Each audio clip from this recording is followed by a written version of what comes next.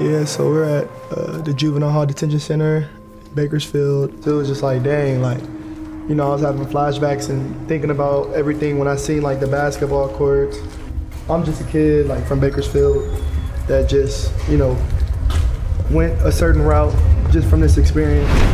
DJ Reed, if you don't know who he is, he's the starting corner for the New York Jets right now. You see the end result on Sundays. You didn't get to see his Monday through Saturday. I really remember the struggle, like the living situation that I was in. I really remember that vividly. Just knowing like, man, like once I get the opportunity to get out, like I'm gonna make the most of it. If I was able to leave Cerritos, if I was to get a scholarship, I knew I would be in the NFL. 8 to 10 years old, my dad got diagnosed with MS. That's when things started getting a little shaky. My dad wasn't a perfect man, you know, he made a lot of mistakes. I understand, you know, why he made mistakes. Like nobody's perfect. I was diagnosed with breast cancer when DJ was in 8th grade. You go through these different trials and tribulations to make you have a testimony. Well, first of all, his competitiveness is off the chart. There's not a scale that exists for GJ's competitiveness. And it's picked off by DJ Reed.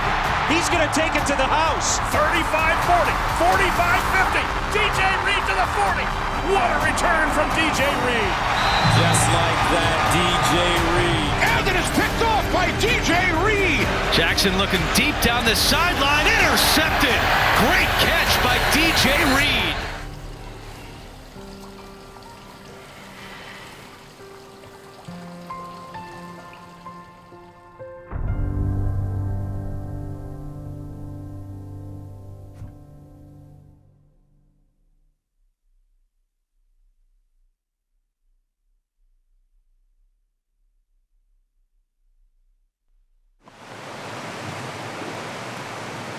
Can you see your daddy?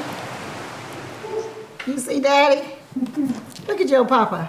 Look at daddy. Kinsley. Come on, Bree. I'm sorry, baby. Come sit right here. I've never seen you. How did you that right there? Can't even how you smiling. Oh my goodness. Look at DJ and Tyson right there. Oh, they look. With your Mickey mama? Oh, you guys are like twins. That's what everybody used to say. Tyson. Oh, look here. DJ was incredible. Very kind, very determined, very focused. He always was one to make sure everything was done correctly. He wasn't perfect, but he really thrived to be his very best. No, I don't think I've ever seen this picture of Flo. And then this is their grandmother, Shirley. Shirley. Their dad's mom, right? And then this is your dad. Oh my goodness. Yeah. You need that in your game room. It's motivated. You can take that. You want it? Wow, look at his cheekbones. Good. Yeah, that's hilarious. I would say my childhood, there was definitely highs and lows. You know, my mom and dad were married. My dad was a PE teacher. My mom, she worked at Career Services, and everything was good. My house was like the house that everybody, you know, came to. Whatever the case scenario was, if you had a bad living situation, you were always welcome to come into our house. So like I had a lot of like brothers and sisters, and yeah, it was just like full of laughter and love up until like I was 9 years old when my dad, you know, was diagnosed with MS, and that's when things started to alter.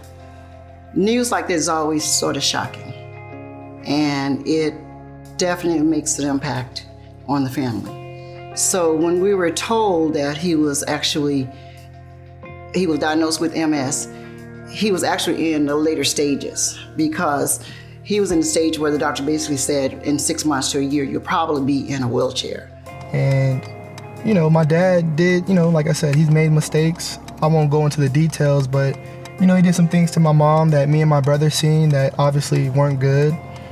And, you know, it ultimately led to their divorce. And when you're diagnosed with a debilitating disability such as that, your whole world is shaken up. When they got a divorce, I had a lot of anger towards my dad, to be honest. And he moved to Iowa. So when they got a divorce, he moved to Iowa. And his parents, so my grandparents, took care of him at the time. And so I didn't see my dad from junior high all the way out through high school. So, I felt some type of way about it. Even though he was sick, I was just like, how can you not be there for your kids? With our faith, we always believe that we're always healed, and we stood on the word of God. And so that was our stance. Well, we're going to work through this. We're going to get through this as a family. It just sort of damaged a lot of things. But as I got older, I started to understand, like, man, how would I react if I was an active person and all of a sudden, like, I couldn't walk? Like, how would I be mentally if that happened? So I started thinking like that when I got older, and I just gave my dad grace. And yeah, my mom, we moved into an apartment with my little brother, and that's when I really started to see her just working. Like, she worked at Career Services Center. She also, sold cars. She worked at like Ross or one of those stores. At the time, I appreciated my mom, but now that I'm older and I have a kid, it's just like, what she was doing was just crazy. She's caring, she's giving, she's always putting other people before her, which, I tell her, like, that's a good thing and bad thing, because you got to make sure you take care of yourself as well. Like, there was times where she would cook and not eat. Like, she'll literally cook a whole meal and just not eat. I don't know if it was because there wasn't enough food or whatever the situation was, but we always be like, Mom, why you not eating? And she just didn't really eat when she cooked. Like, she would just cook the food for us. I remember when she got breast cancer, and like literally, like, she acted like everything was good. Like, she went through chemo. She had like stage 3 breast cancer too. It wasn't like it was like early on. It was like aggressive breast cancer. And I remember her telling me and my brother, and obviously we were just crying, and we were just like, oh my gosh, like, what's gonna happen if like, God forbid something happened to you, like, what's gonna happen? So like, I remember just praying to God at that time, and I was a kid, and just like, God, please don't let my mom die. Like, please don't. If she dies, then I don't know what me and my brother are gonna do. It was very challenging. It was very difficult. But every day I would get up as they go off to school. And when they returned, I would sit up. I would get back into the living room so you know that I'm okay. But I hadn't been up all day, maybe. And they'll come in and say, Mom, you up? And I was like, yeah. They said, you don't look so good. I said, won't you go back to bed? Okay, I think I will. So it was very challenging, but we got through it. I remember one time, like, she never tried to show her emotions and what she was going through to us.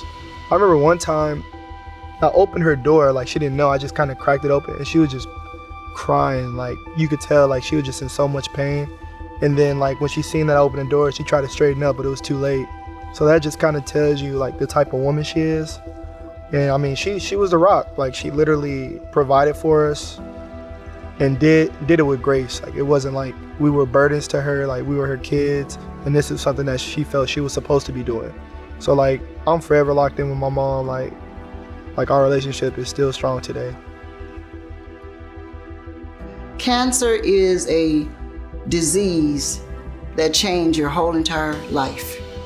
You'll never be the same. Doctors telling you one thing, you may not live, but they don't have that power, life and death in their hands. But they do tell you that. They tell you the chemo may make this happen or that happen. Then you gotta do radiation. All kind of things come about. So I was just preparing myself for everything. But I know I had to live. I had to live for my children. I had to live. And so I asked God to please let me live. And here I am, so.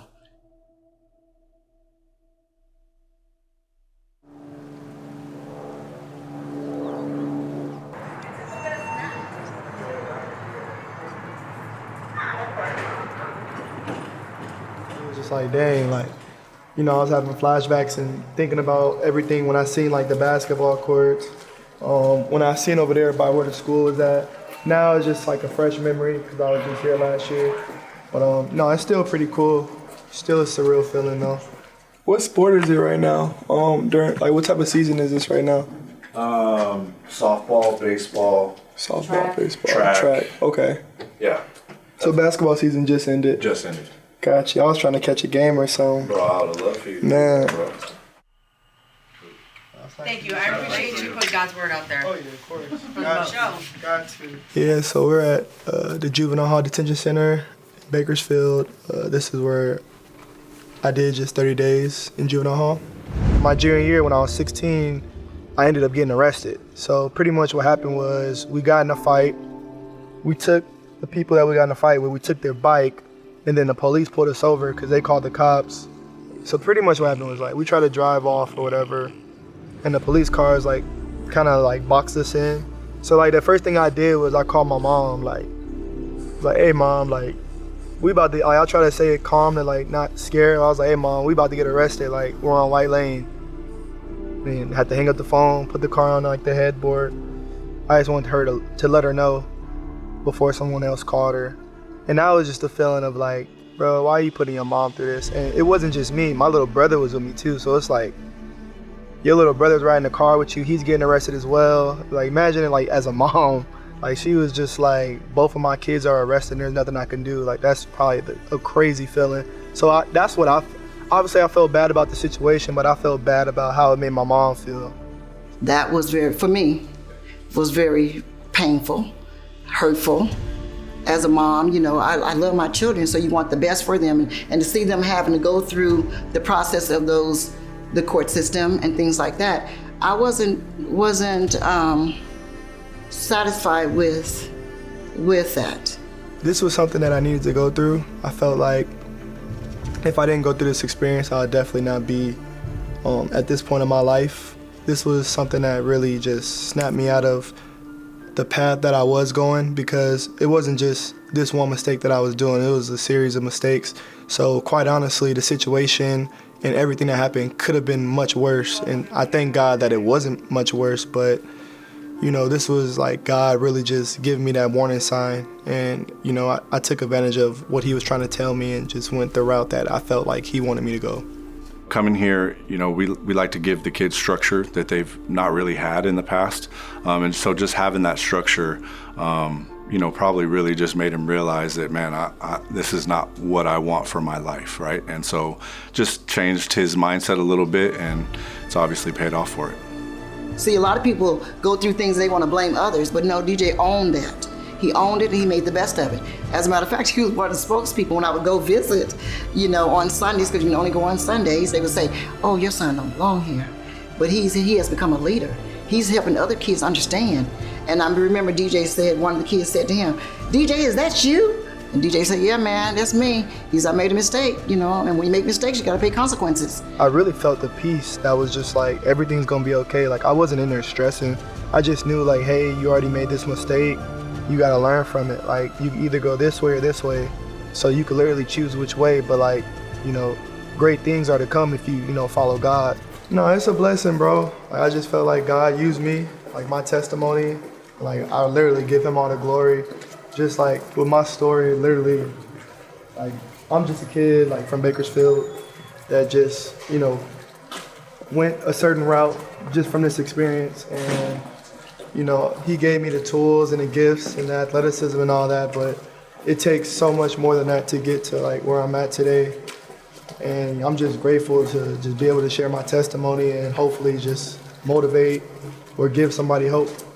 A lot of these kids have the mentality of, you know, I was born into something and I don't really have a chance to be successful, right? And then you have a guy like that who was here for a small amount of time, and now look at all the success he's having on a national level, right? And so just let him know that, you know, yes, you've made a mistake, yes, you're here, but at the same time, it doesn't have to define you, and you can change your mindset and you can change what you want to be growing up and going forward.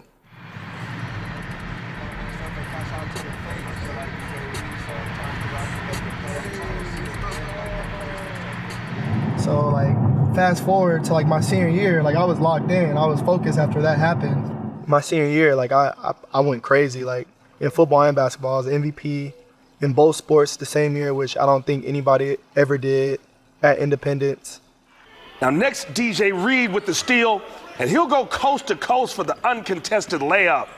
I don't know what my stats were, but I had about probably 5 picks. And on offense, you know, I played running back, slot receiver. I had about probably like 13, 14 touchdowns. So like, yeah, I just knew, I was really confident. I knew that I could play at the Division I level. When DJ went to Fresno State, actually, there were several different colleges that had pursued him. They weren't D1 schools, though. They were just regular schools, D3s, D2s, whatever. I think I was undersized. on top of the situation that happened, that didn't help. So, and also I went to a smaller school. I didn't go to any football camps, so I didn't have any stars from like going to camps. So it was like strictly off of like you watching my high school tape and wanting to offer me, which that's not more than likely going to happen. And when he said, I'm just going to go to Fresno State. Academically, he was strong, so he got into Fresno State academically. And then he walked on and he made the team. Once I got to Fresno State, you know, obviously I was working redshirt year. And when we got our evaluations to come back the next year, the coaches pretty much tell you how they feel about you. And what they told me, obviously I didn't agree with. They were just like, you know, we see you as a special teams guy. We can't offer you a scholarship this year. You're going to have to stay here another year. And, you know, depending on how you play this year, then that will, you know, determine if we want to offer you a scholarship the next year. And, you know, I see myself as a starting corner. And I just told myself, like, this isn't it. That's their perception of me. You know, I have to leave. Like, I got to go somewhere else. So that's how JUCO came about. Yeah, I had a friend of mine that's very, very connected here at school send me a name and said, hey, take a look at this guy. And, you know, I watched his film and it was good. It was good. He did some things that were interesting. So it was probably about 2 months later, he said, hey, I got some more film to show you. And I said, he updated his highlight film, and he said, no, it's some basketball stuff. And I said, okay. And that's probably where he really caught my eye, was on the basketball court. And I know he thinks he's a basketball player, but he's not. He's just an incredible athlete.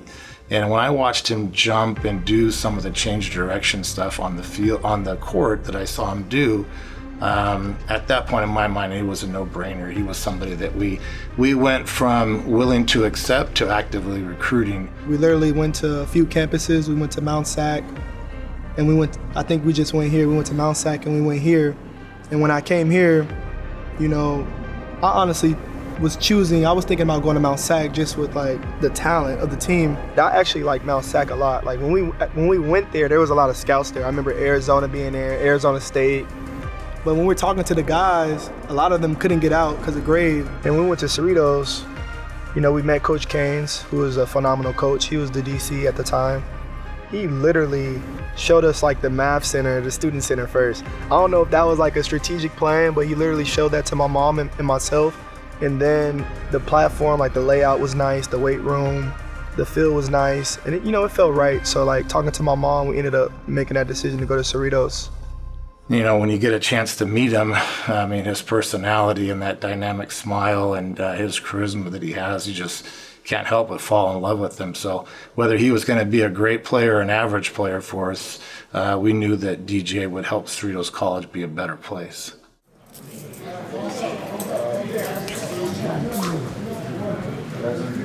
is DJ Reed. Introduce yourself. This is the little family. What's good, bro? Nice to meet you. Nice to meet you too. What's good, buddy? EJ. What's up, bro?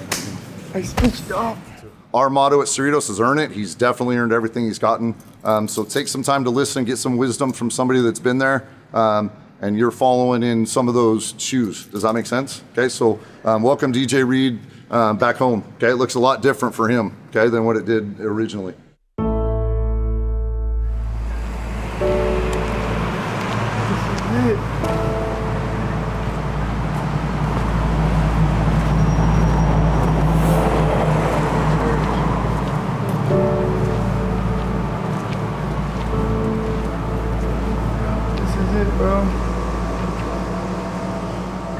I really remember the struggle, like the living situation that I was in. I really remember that vividly. That's hard to do. It's all odds stacked against you. You know, people don't know, people don't understand what y'all go through as far as y'all living situations. Like I was living with 8 to 10 guys in a 2-bedroom. I didn't pay any rent, so I would sleep on a futon. Yeah, it was tough, bro. Just the living conditions, the shower, all that, it just wasn't clean. It was rough living conditions, roaches and all type of stuff, but man, had to do it.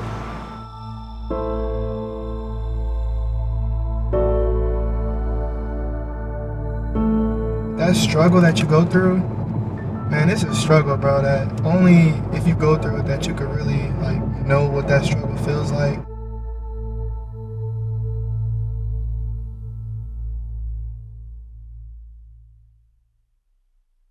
When I went to Cerritos, they were stacked. It wasn't like, oh, you're coming from a D1, you're gonna start. It was like, we got 2 corners coming back on their second year. One already has offers. He just has to get his AA degree, but he's 6'2". We have another corner over there that's 6'3". We got a backup guy that's, he's short, but he's a dog. So, like, you're gonna have to come in here and, earn your spot. Our goal was if he could take care of his business on the field and get his academic work done, that we would do our best to get him out after 1 season. You got to separate yourself, bro. And that's an everyday thing. That's like, you got to have a growth mindset. Like, it's not about who's the most athletic. It's about who wants it the most. It's about writing down your goals. It's about having a deliberate process and attacking that each and every day. When I went to JUCO, it was more so just like, I had to look myself in the mirror like, bro, are you really like doing everything you can to be the best player you can be? Like, it was something I had to really ask myself. And the answer was no. And I was always a hard worker, but it's not just about working hard. It's about like being deliberate and developing good habits every day. And I just told myself, like, let's just like really do this stuff every day and see how good you can be. And I think that's where the discipline just went up another notch. It's just, for him, it's consistency. And almost to the point where there were times in games that we knew people weren't throwing his way. And so for me defensively, there were times that I would roll our coverage and I would flood our coverage away from him, knowing that that's where they were going because they didn't want to throw at him anymore. And I know the JUCO, being in JUCO is so uncertain. I know it's times where y'all think like, damn, is this worth it? Damn, am I gonna get out? Bro, you just gotta keep believing, keep grinding, and when you get on that field, bro, you gotta make that obvious that you that guy, straight up. When you on that field, bro, you gotta make it obvious that you that guy. To hear after his freshman year there that other coaches from other programs were coming in here to recruit, the saying was for a while, how would you compare him to DJ Reed?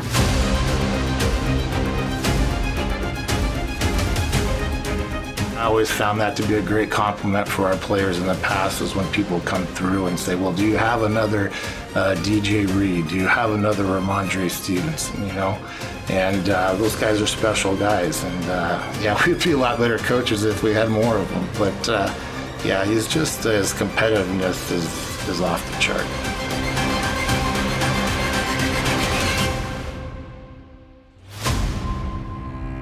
I'm just letting y'all know that it's possible because I did it, so it's possible. But is it easy? Absolutely not. It's hard. It's hard. So that's it, man. I'm grateful to be here. Anybody got any questions? I'm here. You guys could let me know what's up. I'm an open book. Appreciate y'all, boys.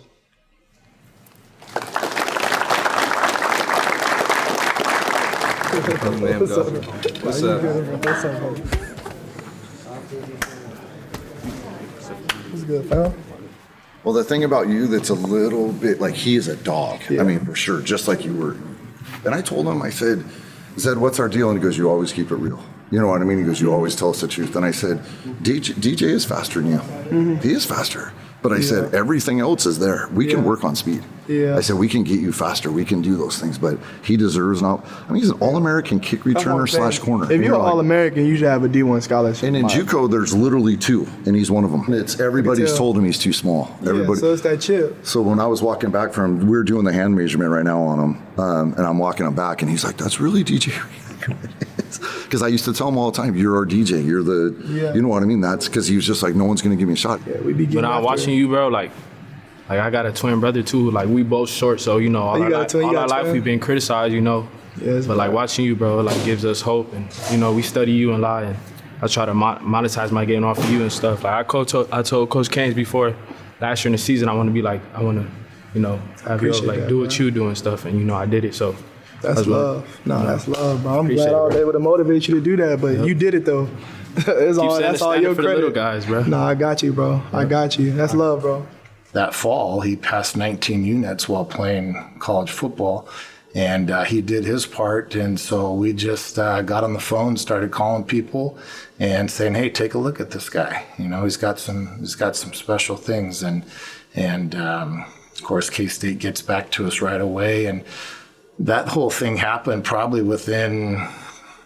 from the first phone call to him flying out, there was probably like 48 hours. Yeah, out of Bertho's, that was the burrito spot, and I got the call from Coach Sala from K-State. He told me they was gonna offer me. He was eating right there. I think I was with my best friend. That was crazy. And I literally get a call from a Kansas, like, what's it called, area code or whatever. And, you know, he was just like, "Hey, is this DJ Reed?" And I was like, "Yes." And he was just like, "This is Coach Seiler with Kansas State. We want to offer you a full ride scholarship." And man, my head just started spinning. I just started thinking about all type of things. And I was like, Kansas State. I'm like, dang. My cousins went there. Like James McGill went there. Darren Sproles went there. And I was just like, okay. And I was like, Coach Snyder is a legendary coach. Like, he's a Hall of Fame coach. Then I started thinking even more. I was like, the Big 12 is a pass-happy conference. So I was like, I'm going to get a lot of targets, which is good. A lot of opportunities to make plays on the ball. So I was just like, that's a bet. So, like, once I took that visit, I already knew I was going to commit. And DJ called me when he went to that visit. He called me and he said, "Mom, I think I'm going to go to K-State."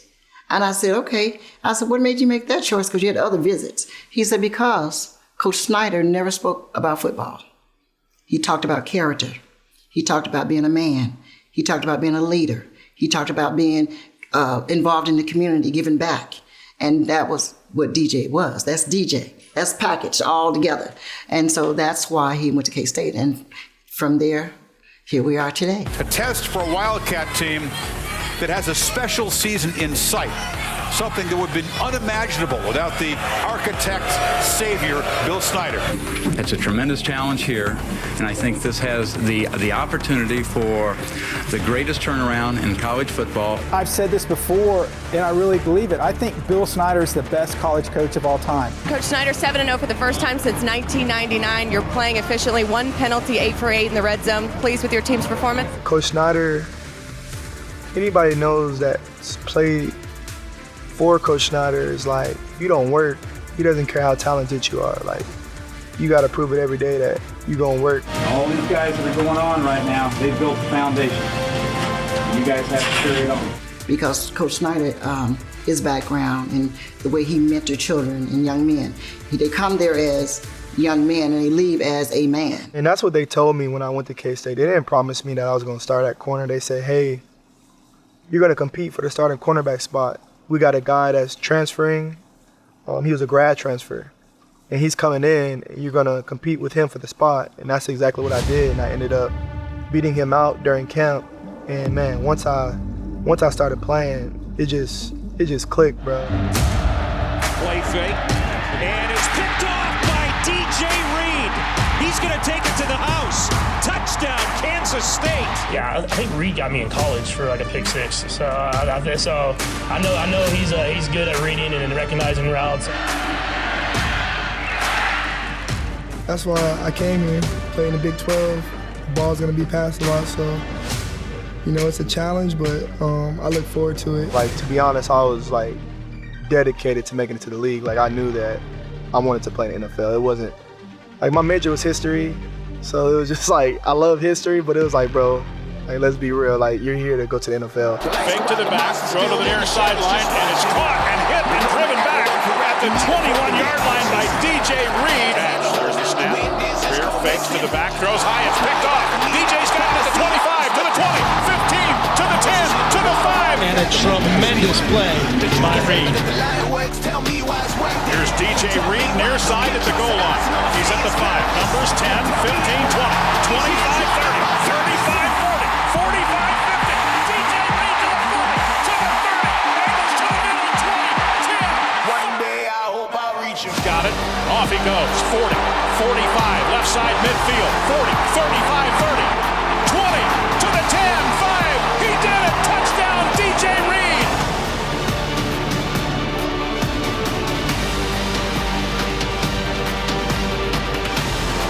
He steps up, fires deep. It's intercepted at the 18-yard line by DJ Reed.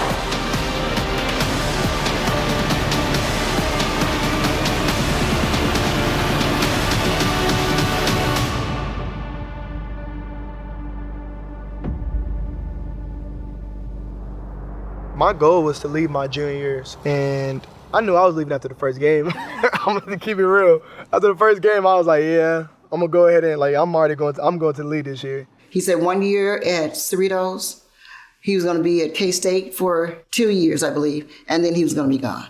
And so that's what he did. He said it, and he did it. And that's one thing about DJ, he doesn't waver. He don't straddle the fence. It's either this way, or we pivot and go a different way. I told my mom, I said, look, I don't care. I didn't even care where I got drafted. I was just like, I'm going to the league. Not saying I'm going to be able to, take care of you fully, but I'm going to the league to be able to help provide something financially. That's what I always wanted to do. And I just told her, as far as school, I could go back and get my degree, but this opportunity, I got to take advantage of it.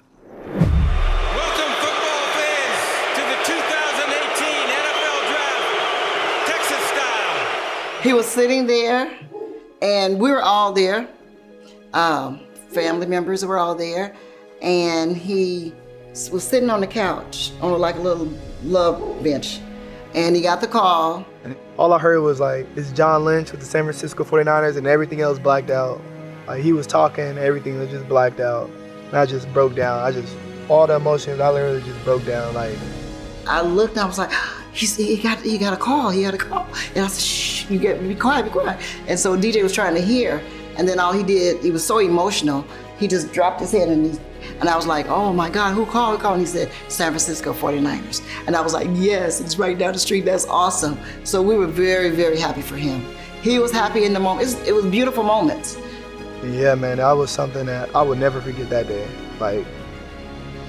It was very emotional. I had all my family there. So it was really cool. I remember that as if it happened yesterday. I will always have that memory because it was life-changing for everybody. Yeah. With the 142nd pick in the 2018 NFL Draft, the San Francisco 49ers select DJ Reed, defensive back, Kansas State. Coming in, I didn't really know what to expect. Especially they wanted me to play safety. They wanted me to play nickel. Those were the two positions that they wanted me to play, which I never played either of those positions. After my second year in the league, I went crazy as far as the offseason because I wanted to start. So I literally worked my ass off. 2 weeks before training camp, I was probably in the best shape of my life. I'm bench pressing. We're bench pressing heavy. I was probably lifting 275. And I remember doing the first one, I knocked it out. And the second one, it was just a pop. And the first thing I did was grab my chest, and I literally looked at him, and then I said, did you hear that? Because I heard a pop. He said, yeah, I heard it. And I just knew damn, you tore something. So they had their people look at it, the sports medicine, and they were just this looks like a torn pec. And I was just pissed. I wasn't even tripping about the pain. It was just more so damn, you put in so much work this off season. And now you're going to have to sit out a whole season. And then I start thinking, the Niners can cut you. You're not a starter. You're not really important. So I was just dang, I could get released too. So, yeah, I go back to training camp. Training camp's about to start. And I seen a dude I never seen before. We call him the Reapers. He was just hey, DJ, John Lynch want to speak to you. So he was just unfortunately, with your torn pec, we can't have you on the injury reserve because, this takes time to heal. And he was just we gotta release you. The San Francisco didn't see me as a starter, and they didn't see me as a corner. So, when I tore my pec, Seattle picked me up. John Snyder, I spoke to him on the phone. He was just do you want to play this year? And I was yeah, I do. He was okay, well, we're going to make it far. And, do your job. We like what we see on tape. Just be ready.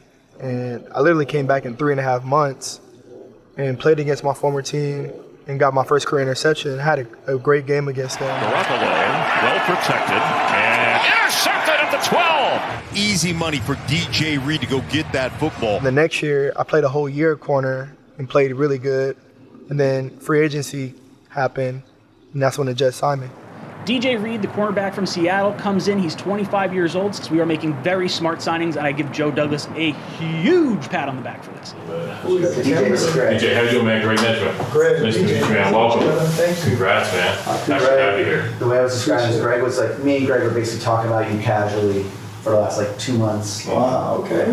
So yeah. Appreciate you. Oh yeah. Every time we spoke, no matter, we talk about all our guys, Foye, you, etc. And he's always like, hey, on DJ, nothing's happening without us talking, right? Nothing's happening without us talking. That's love, bro. Right. No doubt, man. How do you put yourself in this position? Yep. That's what I told him too. I like the green accents too. That's a nice touch. Understated, but we see it. Exactly. She touched that up for me. The New York Jets have signed cornerback DJ Reed away from the Seattle Seahawks. Reed comes in and can fill that spot. He plays like a number one corner. The only knock on him is that he's 5'9". Now, scouts predictably say that he plays bigger than that. DJ, how excited are you to, make this official, put pen to paper, and become a New York Jet? Man, I feel blessed. I mean, this is really a dream come true. It's surreal. Definition of never giving up, staying true to myself, believing in God, putting Him first, and man, just sticking to the script. And it just feels fake. It feels surreal, but man, I'm a New York Jet.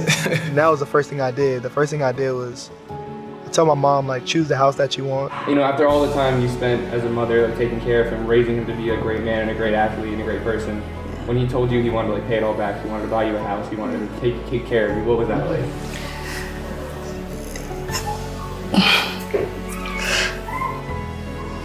That was good. I feel like I had the best mom. Like my mom, man, she's everything to me. When DJ, he called, he said, "Mama, go find a house. It don't matter about the cost. Find you a house." And so that's what we did. We looked and he said, "Mom, stop worrying about the price. It doesn't matter. I'll give it all." And when you have somebody that love you that much, there's no price tag. There's nothing but love and peace and love and gratitude. And so, yeah, I'm very grateful. I'm in a very fortunate situation, and I'm so grateful that I was able to buy her a home and just able to help do that. That was one of my goals when I got into the league. And to be able to do that and to be able to support her financially, and she's retired now, it feels really good, and I'm just grateful that I was able to do that.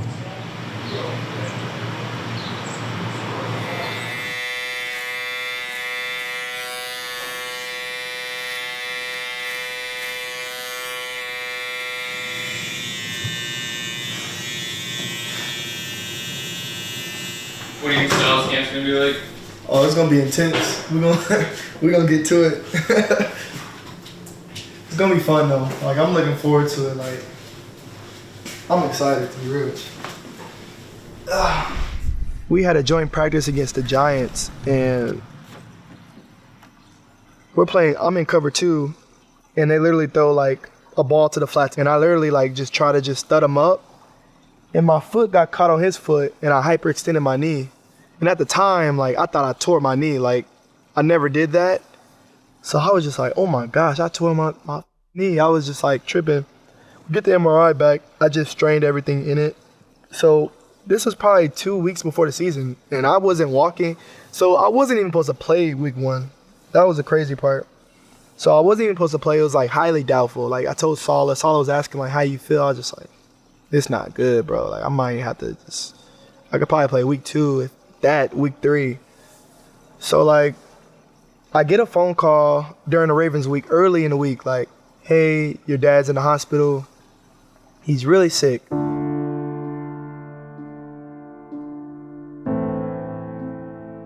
And I've heard this conversation before. I didn't think nothing of it. I'm okay, that's happened before. He's gonna be fine.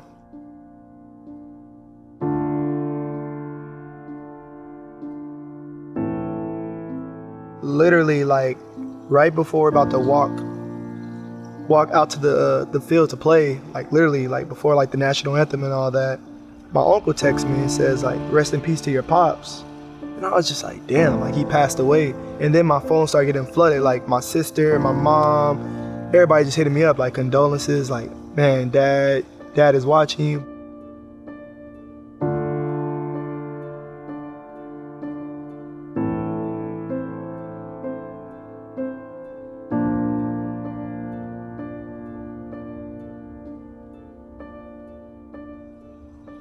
I just had a lot of emotions, to be honest. And I remember like during the national anthem, my coach knew, because I told my coach earlier in the week, and he knew what happened. Like he seen me, I was crying, and he just put his arm around me.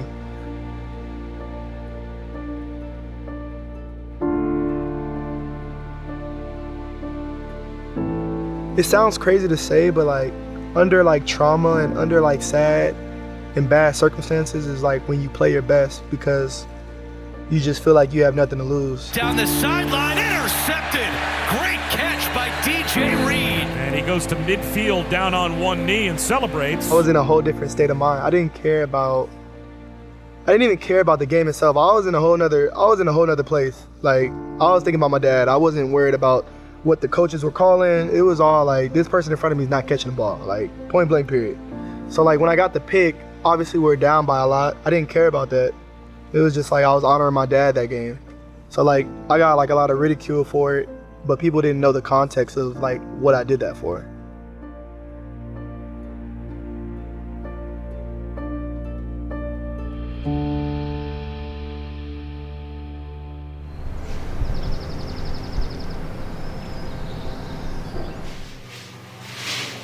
Give her a wedge.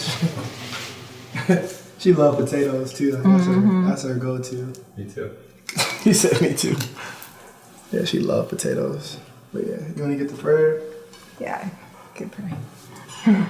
God, thank you for allowing us to gather this morning. Thank you for allowing us to have this nutritious food. I hope that it nurtures to our body and it digests to our body properly. In Jesus' name we pray, amen. Amen. Let's grab. It's good? Yours is coming. Say, I'm sorry, I'm eating without you. Say,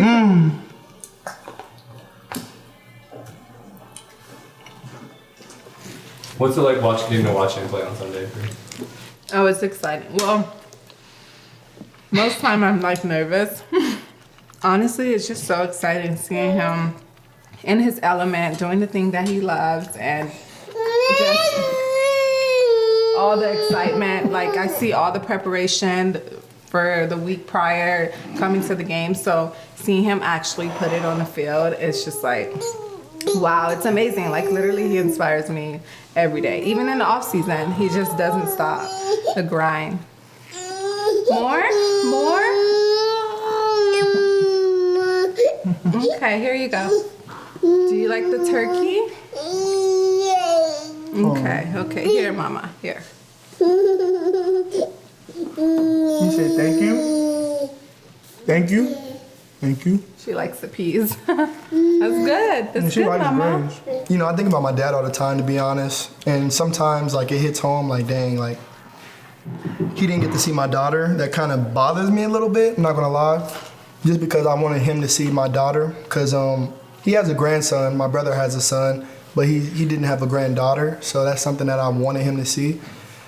But, you know, I feel like God, I really believe in God, and I really have a strong faith in God, and I know that everything happens for a reason. So I know he lives, like he's still here in spirit. So, you know, that's what I tell myself, and that's what I believe wholeheartedly. And it makes me grateful, like, you know, my dad wasn't a perfect man. You know, he made a lot of mistakes. But, you know, as I get older as a man, I understand, you know, why he made mistakes. Like, nobody's perfect. And, you know, I just want to, you know, be a great father, be a great family man. Like, that's one of my goals. That's something that I really take seriously. And I want to, you know, be a great man for my wife, for my daughter, and for my whole entire family. Jumping over barricades, juggling with hand grenades. Nothing can touch me.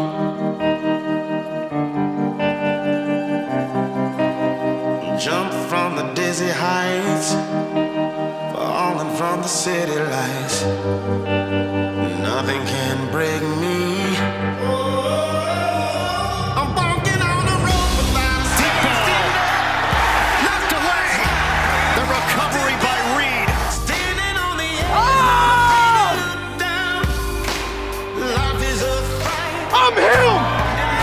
mercy of the screen. Caught and blown up immediately. Broken bones scattered, I'm left for dead. I'm standing on the edge, not afraid to look down. Life is a fight. I think DJ's journey and his story can let others know it's possible. And when you believe you do all things through Christ that strengthens you, it's possible.